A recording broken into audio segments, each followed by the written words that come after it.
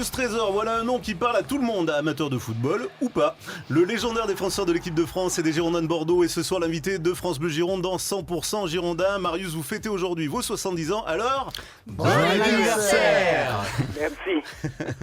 Que de chemin fait depuis votre naissance sur le sable blanc de la magnifique plage de Sainte-Anne à la Guadeloupe. Vous en souvenez ? Enfin, pas de la naissance. Oui. Ah, ça, c'est quelque chose que je ne peux pas oublier parce que c'était notre terrain de jeu avec mes amis.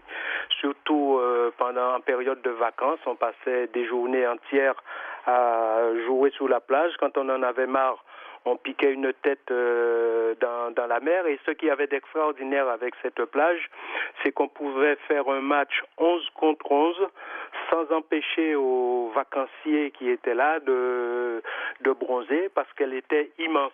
Ouais. Mais maintenant, quand ça m'arrive d'aller en Guadeloupe, je la reconnais pas parce qu'avec la montée des eaux, elle est devenue toute rikiki. Ah ouais, c'est dommage. Oh oui, c'est bien dommage. Ajaccio, l'Olympique de Marseille et les Girondins de Bordeaux, 16 ans de football au plus haut niveau dans l'Hexagone. Vous vous êtes senti le mieux où ? Oh, vous savez, j'étais venu à Bordeaux pour un an et ça fait 40 ans que je suis là. Je pense que j'ai trouvé déjà une région extraordinaire. Quand je suis arrivé, le président, c'était Claude Bèze, avec qui je me suis entendu de suite. Donc, je dirais que tout en ayant un pincement au cœur pour Ajaccio, mais c'est Bordeaux qui est mon havre de paix. Oui, bien sûr. Il semble que vous avez été apprécié aussi dans ces trois clubs, hein, bien sûr. Oui, j'ai eu de la chance. Et justement, Marius, comment vous faites pour toujours garder cette bonne humeur Vous avez un secret particulier ? Oh, il faudrait demander à mes parents. Je ne sais pas. Je crois que pendant les 19 ans où j'ai vécu en Guadeloupe, j'ai toujours eu des parents qui m'ont laissé un peu faire ce que je voulais et il fallait surtout pas dépasser les limites. Donc je pense que je tiens ça d'eux. Et en plus, quand on est en Guadeloupe, qu'on est pratiquement tous les jours sous le soleil, avec des copains, on est toujours en train de s'amuser. On essaie de garder le meilleur côté de la vie. Bon, alors autour de cette table, il n'y a que des jeunes avec moi. Hein, donc Camille, elle se souvient juste de l'équipe de France. C'est ça, Camille, hein. C'est-à-dire que je suis née un peu plus tard, on va dire. Donc l'équipe de France, 65 sélections, 4 buts, dont un marqué à Maracana, c'était en 77. Alors moi, j'avais 12 ans à l'époque et je crois que c'est mon véritable premier grand souvenir de football.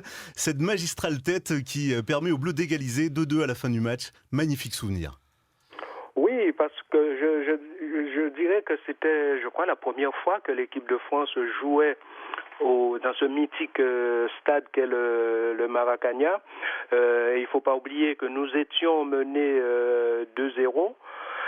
Didier Six avait réduit le score et à 5 minutes de la fin, je crois, avec Patrice Rio, nous étions les deux défenseurs centraux et chaque fois qu'il y avait un corner ou un coup franc pour nous, on montait à tour de rôle.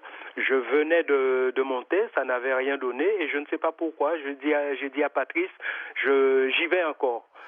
Il m'a dit vas-y et tout et là c'est Olivier Rouillet qui tire le corner et je saute avec un garçon que j'adorais. C'est un Brésilien qui jouait à l'Atlético de Madrid, je crois qu'il s'appelait Luis Pereira, qui était un peu plus grand que moi et j'arrive à prendre mon élan avant lui et catapulter le ballon au fond des filets et ça a permis à l'équipe de France de revenir avec un résultat positif. Ouais, c'était le renouveau de l'équipe de France à l'époque, Jean-Louis Mouline. On s'en souvient bien, nous, quand même, hein, oui, président de Lormont. J'étais devant la télévision. Oui, moi aussi. Hein. J'étais pas à Maracana. Mais je me rappelle ce match, je me rappelle cette tête. Et justement, l'année d'après, il y a cette Coupe du Monde en Argentine. Vous en gardez des souvenirs, Marius ? Les souvenirs que j'en garde, ils sont pas très bons, parce que je vois le premier but que siffle le premier but contre cette équipe d'Argentine. Et c'est vrai, c'était le pays organisateur. À cette époque-là, il fallait qu'elle passe à tout prix. L'arbitre suisse, je ne peux pas vous dire le nom, qui au départ donne corner et son arbitre de touche lui dit non, il doit y avoir penalty parce qu'il garde son drapeau en l'air. Il va le consulter et il lui dit qu'il y a main parce que j'ai fait une main dans la surface. Mais c'est un ballon en profondeur qu'on donne à Louquet. Il rentre dans la surface. Je tacle pour l'empêcher de frapper. Il loupe complètement son tir. Le ballon me passe entre les jambes et touche ma main qui est posée par terre. Et derrière moi, s'il y avait un Argentin, je dis à ce moment-là, ça l'empêche de prendre le ballon.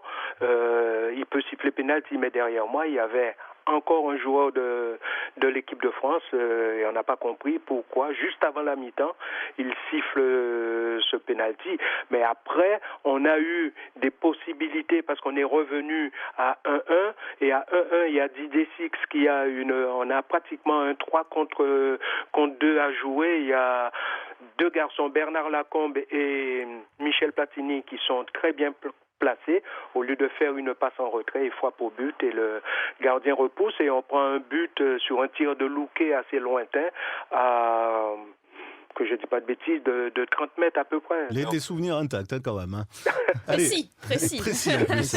Alors juste un autre souvenir, là aussi c'est pas un très bon souvenir, ou peut-être pour vous quand même, on passe en 82, pour ce qui doit être un énorme moment de frustration, en tout cas cette défaite en demi-finale de Coupe du Monde l'a été pour le peuple français, un choc. Hein. Qu'est-ce qui vous reste de ce match à Séville perdu face à l'Allemagne de Rummenigge?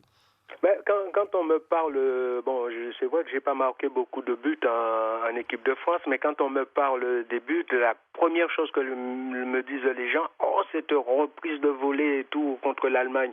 Pour moi, c'est un très mauvais souvenir parce que je pense sincèrement que pour gagner ce match, il aurait fallu qu'on soit vraiment supérieur à cette équipe allemande.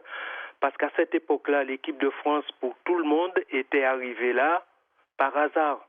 Personne ne s'attendait à ce que l'équipe de France soit en demi-finale de cette Coupe. Et pourtant, quelle équipe? Ça jouait super bien quand même. Oui, ça jouait super bien, mais on n'était pas très connu. On s'était pas qualifié pour l'Euro entre les deux, le championnat d'Europe entre les deux coupes du monde, 78 et 82. Donc personne ne s'attendait à ce qu'on soit là.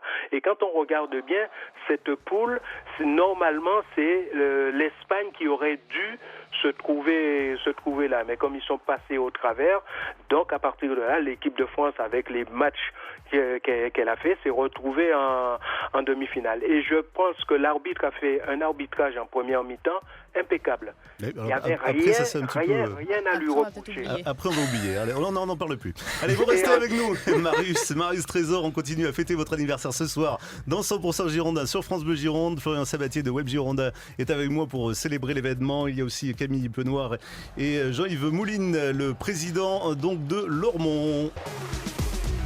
100% Girondin, 100% foot sur France Bleu.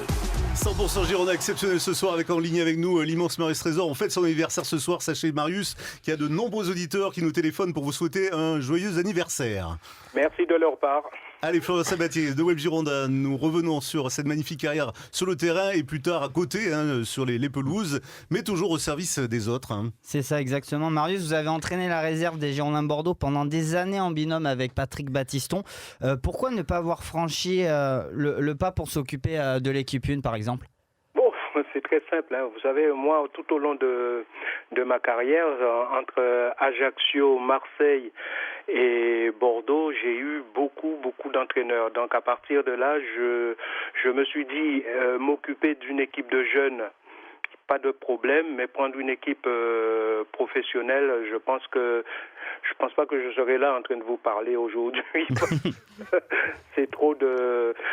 En plus, quelque chose qui m'a un peu dégoûté, c'est ce qui est arrivé à Aimé Jacquet ici à Bordeaux. Oui. Je suis arrivé en même temps que Mémé en 1980.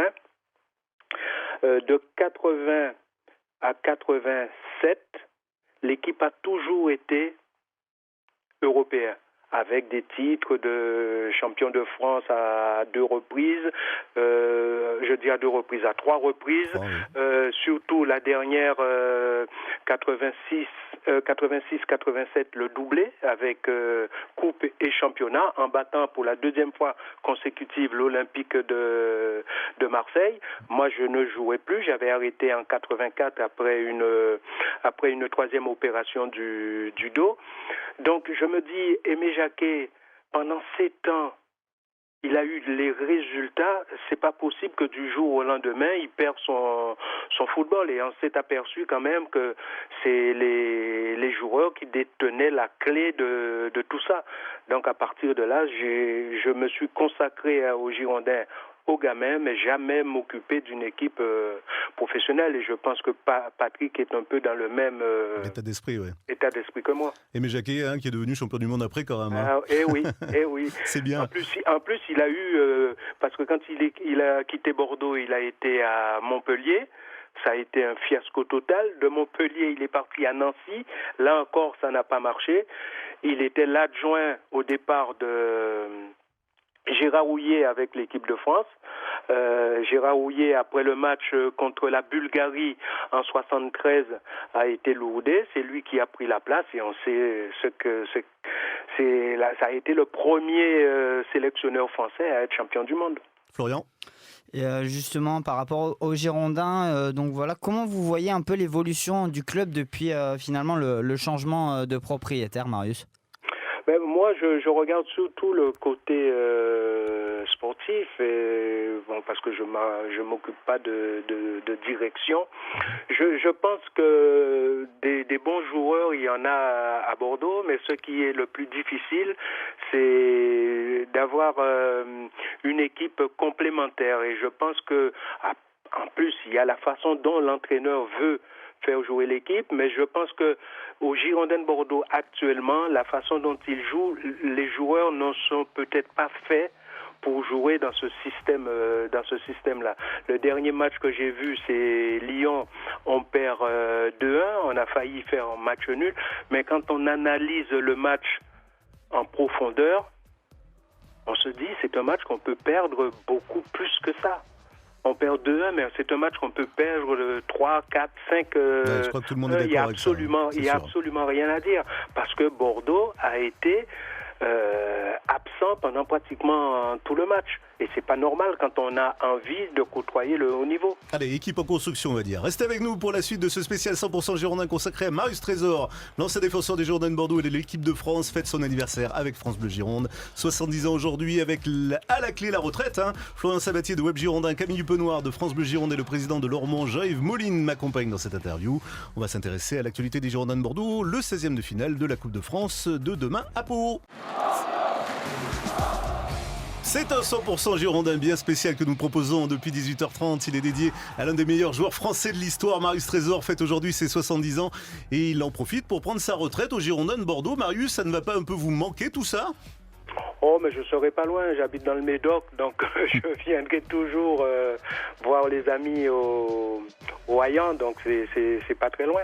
Mais c'est vrai, quand on a passé autant d'années dans ce milieu-là, on pense pas tellement à la retraite, mais quand ça arrive, il faut faire un choix et il faut suivre le cours de la vie. J'ai une femme qui me dit, oh là là, maintenant on va pouvoir se balader un peu, visiter et tout. Donc, on va essayer d'en profiter. De faire plaisir. Voilà. Ben oui, bien sûr. Demain, les Girondins se déplacent à Pau pour tenter de se qualifier pour les 8e de finale de la Coupe de France. Une Coupe de France que vous avez gagnée avec Marseille.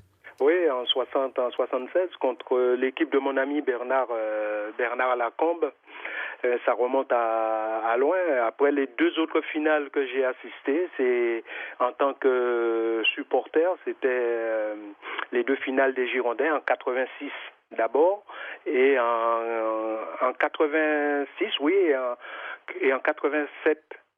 86, on bat Marseille de 2-1 et Gigi joue avec Bordeaux. Et la deuxième fois, 86-87, on bat Marseille encore et Gigi est de l'autre côté. Mais on avait le frère Ovi, on avait Farjon qui avait fait un super match en position d'avancante et on avait battu encore l'Olympique de Marseille. Et après, il y a eu la finale que je commentais avec Girondin TV en 2013 contre cette équipe d'Évian-Thonon. Voilà. Florian, Camille, vous revenez du point presse des Girondins. Alors comment ils abordent cette échéance, Camille ? Ouais, déjà, ils ont l'impression, enfin, en tout cas, ils ont donné l'impression de s'être un peu secoués dans les vestiaires, à la fois après le match contre Lyon et à la fois lundi. En tout cas, c'est ce que nous disait Yacine Adli, qu'il a dit on s'est dit les choses, ça sortira pas du vestiaire, mais on s'est dit les choses qu'on devait se dire. Donc, on sent que ce passage à Pau, c'est à la fois une étape avant un autre derby, alors pas Aquitaine-Sula, mais derby de l'Atlantique contre Nantes, ça c'est en Ligue 1. Donc, Pau, étape obligatoire et Pau, étape évidemment à ne pas rater. C'est en substance le message des Girondins. Florian ? Voilà, et puis après, du côté de Paulo Sousa, qui a répété toujours qu'il faut avoir une mentalité forte et que pour porter le maillot des Girondins, ça a une signification particulière. Et il aimerait voir un peu plus de sérénité dans le jeu parce que pour lui, ça manque un petit peu de consistance. Et tout le monde se posait la question si c'était le système qui était un problème. Pour lui, non, ce n'est apparemment qu'une alternative. Jean-Yves Moline, vous êtes le président de Lormont. Vous vous apprêtez à signer un partenariat avec les Girondins de Bordeaux, des Girondins qui veulent tisser des liens avec les clubs amateurs.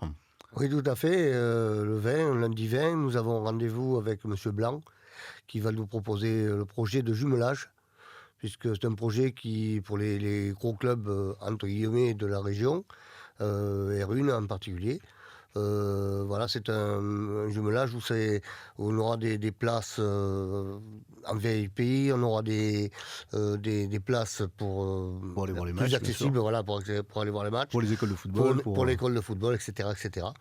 Et nous sommes ravis de le rencontrer. Je l'ai déjà rencontré, il m'a donné son projet, et là je vais le présenter au conseil d'administration lundi. Alors Marius Trésor, le football amateur, vous êtes toujours intéressé, par exemple, au résultat de votre premier club ? Ah oui, la Juventus de Sainte-Anne, toujours. J'ai des amis là-bas avec qui j'ai joué. Nous sommes restés très très liés et qui m'envoient les résultats des équipes. Parfois, je reçois les journaux le journal qui s'appelle France Antilles. Je reçois les articles et c'est toujours avec plaisir que j'en prends soin. Ça m'est arrivé aussi d'envoyer à mon ami des jeux de maillots qui permet d'alimenter un peu le club de Sainte-Anne, en plus qui joue un peu en bleu, beaucoup plus clair que les Girondins. Mais ça leur Vous aimez bien le bleu, hein, Marius, hein. Oui, ça leur fait toujours plaisir d'arborer ce maillot, même si c'est pour l'entraînement et tout, donc c'est bien. Marius Trésor, merci d'avoir passé ce moment avec nous. Encore un bon anniversaire et une très belle retraite. Merci Marius. Merci beaucoup. Merci, au revoir. Merci Florian, merci Camille, merci Jean-Yves. Vous reviendrez, Jean-Yves, pour parler plus longuement de ce partenariat au vu avec les Girondins. Camille, demain vous serez à Pau pour nous faire vivre cette rencontre avec une émission spéciale d'avant-match dès 20h. Oui, on fait équipe avec France Bleu Béarn. Je vous promets qu'on ne va pas s'entretuer à coups de crampons. Et en tout cas, on commence l'avant-match à 20h. Et puis bien sûr, la rencontre en direct à partir de 20h55 avec Damien Gozioso, le commentateur journaliste sportif de Pau. Merci, bonne soirée.